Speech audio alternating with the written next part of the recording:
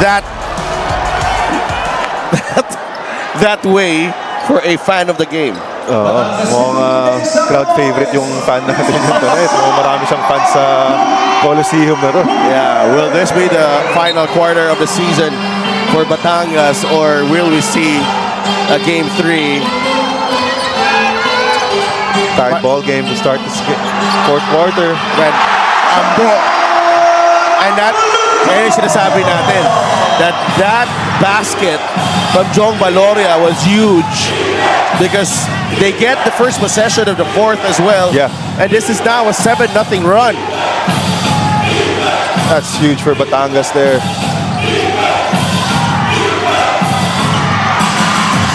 Mamboy misses the 3. Rebound, Jong Valoria. The margin for error is very, very slim in these type of games. Yeah. Apinan, Amboluto with a jumper. Got it! Back-to-back hits for John Amboluto. 9-0 run for Batangas after a 7-0 run from Biñan in the third. Pamboy Raimundo. They go to Roca Curva. Kenny drives. Lot of contact, no call. Rebound, Apinan. The refs are letting them play. There's a lot of contact there, but no foul was called. And I like this from Panyamogan. Philip. Still trying to execute. They go to Hernandez. Shoots over Pamboy. No. Rebound. Nakuha ni Maestre. Bigay kay Pamboy Raimundo. Roca Curva. But Panyamogan playing safety. And able to grab the steal.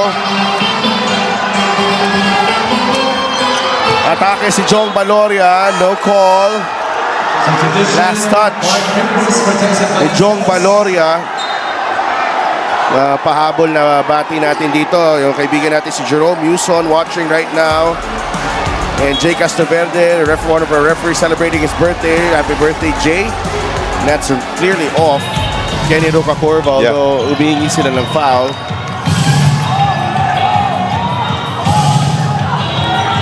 JJ Pido. Bigay kay Roca Curva. Offensive foul on Pingris. All the momentum is with Batangas right now. Even in the defensive end, Batangas looks very locked in, especially with the insertion here of Abeluto. Diyan na yun. May onting pag-sell din ng call doon si Levi Hernandez. But nonetheless, offensive foul there. Balik yung bola sa Batangas. Ricardo Lastimosa is back in the game. 13 turnovers for Biñan, 11 for Batangas. Atake si Jex. Had a good look, unable to convert. Lastimosa. Panyamogan is there. Maestre. Balik kay Carlo. I think Biñan really wanted to rest Carlo Lastimosa more, but in this situation, kailangan mo talaga siyang ipasok. Roca Curva gets his own miss. And that's a foul on Jexter Apinan. Looking for, they want to challenge this call here. All ball down. And Coach Cholo, he doesn't want him and Apinan discussing right now if they will challenge. So it's okay. Yeah. Ganda ng discussion done. Very, very quick. Ooh, big miss there again from the free throw line. Ano eh, that was a lot of body as well there.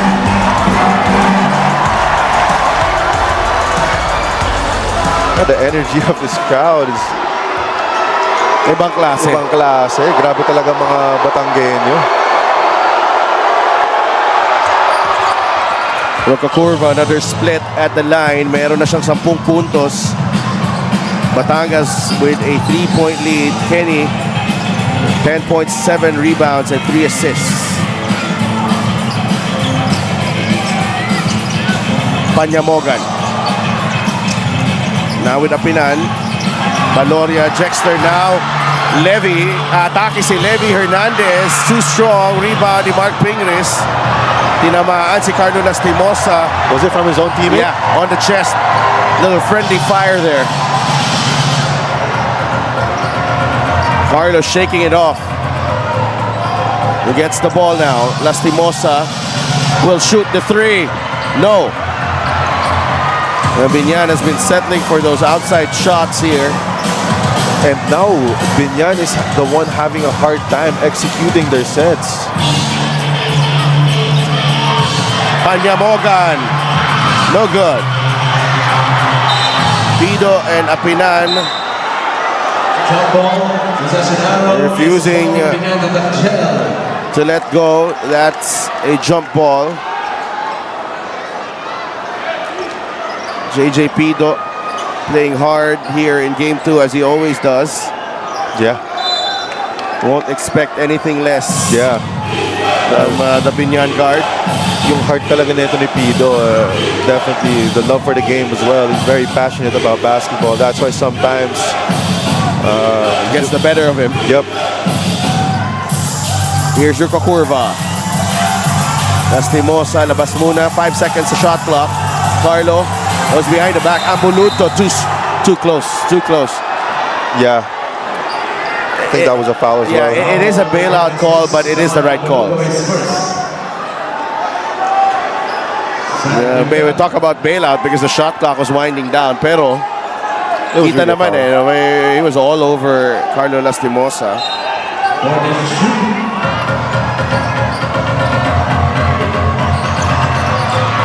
Pido for 3. No, Ruka Curva with a rebound. Kenny forced that one. And ball secured by Levy Hernandez. Yeah, these referees are letting the players play here. Every time Kenny Ruka Curva attacks, he's getting hit a lot as well, but not a lot of whistles are being blown. Apinan. Ambuluto, the one-hander. Tumama si Mike Maestre. Ambuluto wanted a high five from referee. Siyempre, bawal yun. Hindi makikipag-high five yung referee natin doon. Neutral dapat. Oo, neutral lang. Pero papasalamat lang doon si Ambuluto na nakakuha siya ng foul. Referee, nilagay pa talaga yung kamay sa likod eh. Ganyan ka-professional ang mga referee dito sa Mpbl.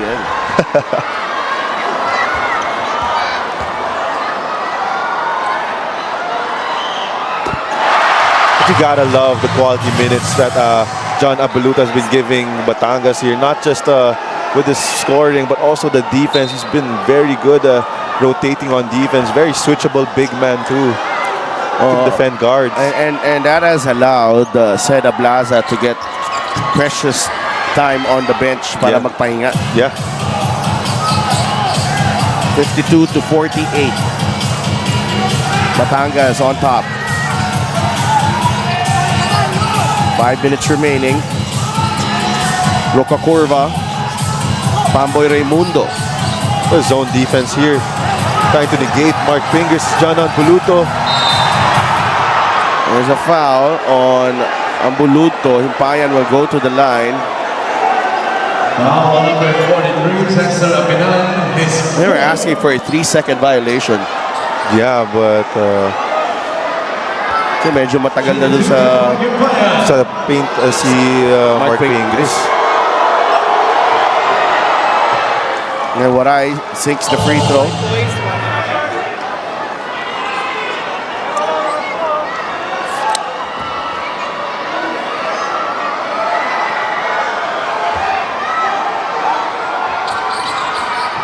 Two for two for Jamar Himpayan. 6 points in the game. Halfway through this final period of Game 2. South Division semifinals. Levy Hernandez. Batangas with their biggest lead of the game. 55-50. Timeout Biñan with 4:55 remaining. And Levy Hernandez ringing the bell with this three-pointer set up by Jexter Apinan on that right side. We will be right back Back in Batangas City, major problem in Game 1 for Coach Cholo was finishing a defensive possession. Biñan had so many last-second shots that drained Batangas down the stretch, which they have to be wary about in this last few minutes. But he remembers being in this situation last season when Gensan won Game 1. They dug themselves into a hole and no way to get out but by doing it together. He told the boys that they are still in control of their destiny in this last few minutes, so they cannot let this opportunity slip away. Biñan has a mission in getting to the division finals for the first time. Pero kami naman, we want the nationals after a long, long time. So let's see whose heart will be bigger today. For someone who finished educational psychology, was a guidance counselor and a special education teacher, who wouldn't believe in the way this coach motivates? And guess who he's talking to coming out of the dugout earlier? Don Ochea, John Ambuluto, Jong Baloria, and Levy Hernandez. Sidelf and Andre.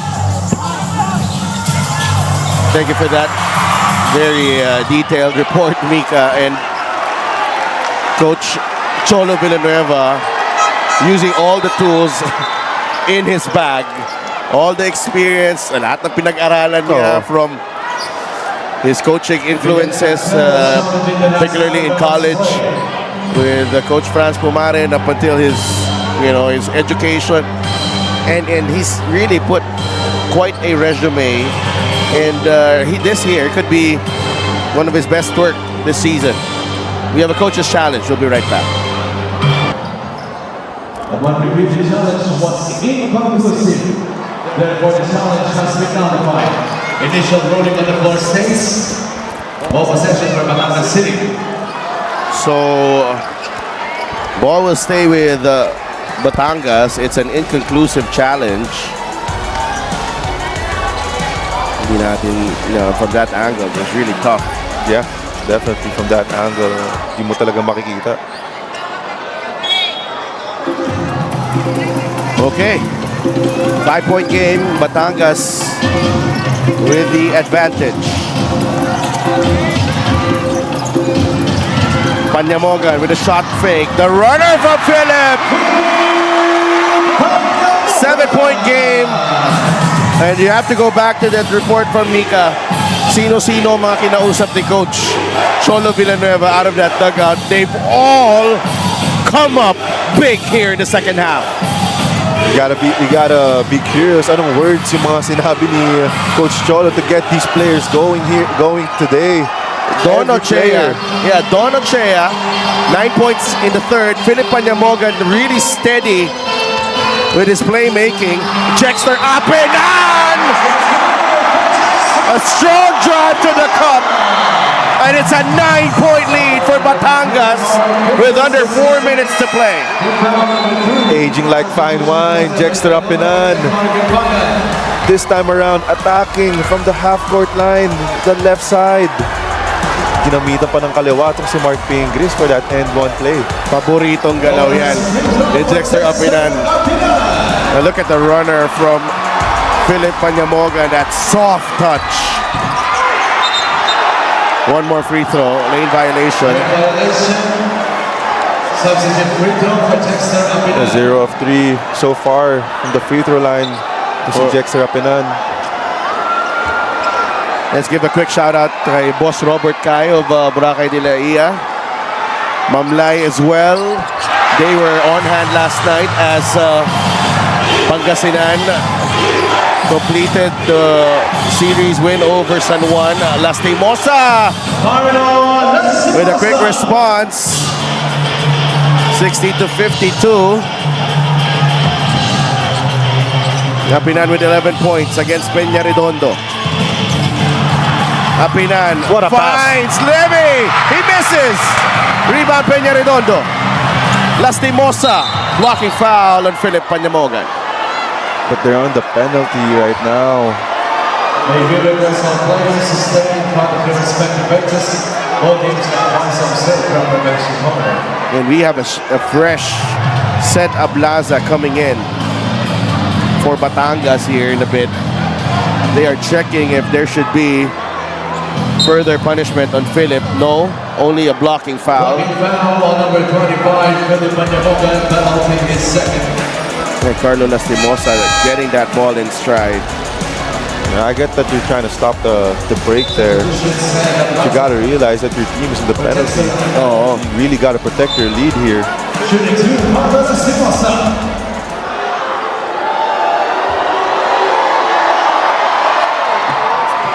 He gets the bounce. 11 in the ball game para kay Carlo Lastimosa. And let's go back to Mika. Just a moment for Mark Pingris, ano? So, Delph, you talked about his pace earlier. Sabi niya sa akin, meron daw parang nag-ignite sa nerves niya thinking of getting into the division finals. Kaya puro daw pa-kondisyon itong si Pinoy Sakuragi. May goosebumps pa rin daw kasi even if he has had so many, like several appearances in his life, no? Already. First time if ever sa Mpbl. And to him, isang karangalan daw ito. And it will be part of his legacy, no doubt. Pero ito yung nagustuhan ko. Sabi niya sa akin, akalain mo, baka mapasama ako sa likes ni Justin Baltazar. How humble is that? So, Delph Andre. Thank you so much for that, Mika. Pinoy Sakuragi, Mark Pingris though. His team is down by 8 after that basket galing kay Levi Hernandez. What a stop there by Philip Anyumogan, tapping that ball to the knee of Carlo Lastimosa. And that play as well, setting up Levi Hernandez. Here's another one. Ablaza to Ambuludto. Fade away, no, foul, Pingris. John Abluto smiling. That's the second foul he's gotten from Mark Pingris. May halo kontra Tiyempo eh. Doon kay Ambuludto. Dikit si Pingris, nakababa naman siya. Parang ko si Ping pa. Kasalanan ko ba na ganun ako kalakas? Yeah, Mark Pingris signaling to us that he's just too strong. Yeah.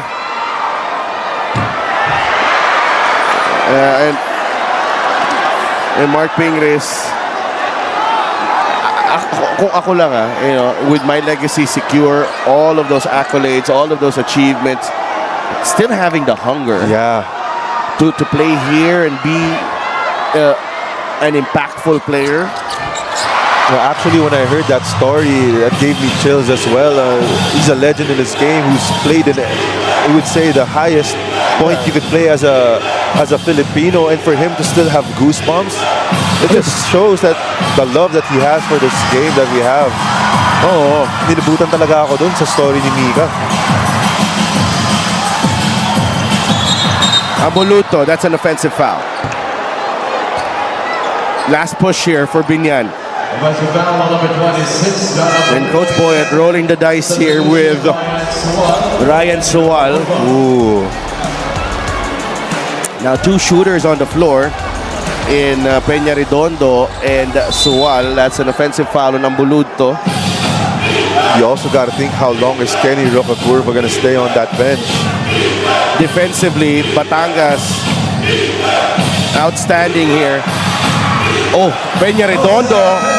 That's huge. With a 3.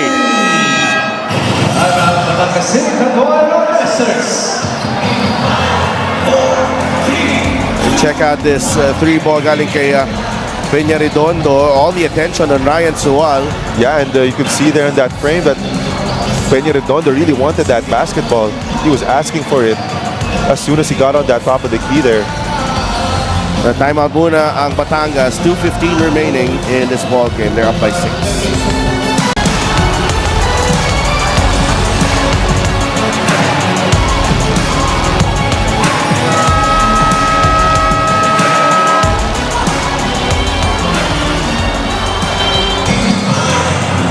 Jong Baloria doing his best work in the second half of game 1 with 10 points. Tonight, he's provided some crucial baskets. I think his biggest one was that buzzer-beating 3 in the third that swung the momentum to the side of Batangas. This was a 49-42 game, Andre. 47-42 game. Yeah. There's a 5-point lead and 1 point for Biñan. And I like that you mentioned that Jong Baloria 3. It's very similar to that Ian Melencio 3 that you also mentioned that past game, which swung the momentum for Pangasinan. A similar story here again for Batangas. Peña Redondo, defense scrambling. Peña Redondo with a tough shot. But that's a 2.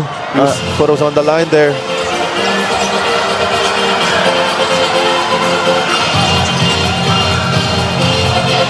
There again, I like this again. Philip Anyamogan, give the ball in his hands and trust him to make a good decision here. The pick and roll maestro talking about, ooh, what a call. Oh. That does not usually get called. Yeah, and for a referee to call it at the end of the game too. Yeah. 67 to 59. That's very odd. Yun, okay, that was a 50-50 call. Yeah, and referees don't usually call that anymore. Pamboy, they go down low to Peña Redondo against Panyamogan. Ball knocked away, recovered by Peña Redondo. Inside they go, ball is loose. It will stay with Biñan. Dusty Mosa has taken some hits in this ball game. 52 seconds remaining. Just a quick shout out kay Boss Kaiser Galvez, still watching right now. Siyempre si kaibigan natin na laging nanonood, sumusuporta sa Mpbl. Siyempre from the Muntinlupa Cagers. Randy Del Mundo, tropa natin. Also enjoying the game. Biñan will keep the ball. 52 seconds remaining. I think your first option here off that baseline play should be for Peña Redondo or Mark Pingers. You got to feed the hot hand in this situation. Try to get a quick hitter here as well with 52 seconds left in the ball game. Pingris. No. That should be the game. Yeah, it should be. And it looks like we are coming back here sa Batangas for a knockout game. Levy against Pamboy. Levy. Ochea. What a game for Don Ochea. Yeah. That is his 11th rebound. Valoria for 3. Yes! Night. That's a night for John Valoria. Peña Redondo hits another 3.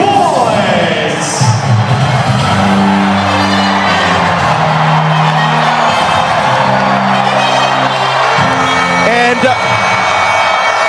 we have a game 3. Biñan and Batangas would have to do it one more time to decide who gets to face Quezon in the South Division Finals. Jex, congratulations. Pinagtulungan nyo, kitang-kita ang larong ito. Pero isa ka sa nagsimula ng momentum. Kumusta ang kuya, Ram Master? Ito, pagod. Pero hindi ko na iniisip kasi kailangan talaga namin manalo. Gusto pa namin mag-game 3. Kukuhain namin sa game 3 para sa mga fans ng Batangas. Nakita ko kung gaano kayo kaseryoso sa dugout kanina nung halftime, no? Pupunta kayo sa game 3. Ano gusto mo sabihin kay Coach Cholo, sa teammates mo, tsaka sa buong management ng Tandoy? Siguro ngayon, move on sa pagkapanalo namin. Back to ensayo, may konting adjustment para sa game 3, makapag-prepare kami ng maayos. Maraming salamat, Check. Sino pa mga gusto mong batiin at pasalamatan? Siyempre, unang-una, grabe panalangin namin kay Papa God. Sinagot niya yung panalangin namin. Nandito kami sa sitwasyon na to na nananganib. Pero sinasabi namin sa sarili namin na ibigay lang namin yung best namin. So ayun, buti binigay sa amin. Tsaka syempre, nagpapasalamat ako sa mga fans ng Tanduay, Batangas, na lagi nakasupport sa amin kahit na nandito kami sa sitwasyon na to na lagi kaming nanganganib. Andiyan pa rin sila para mag-support sa amin.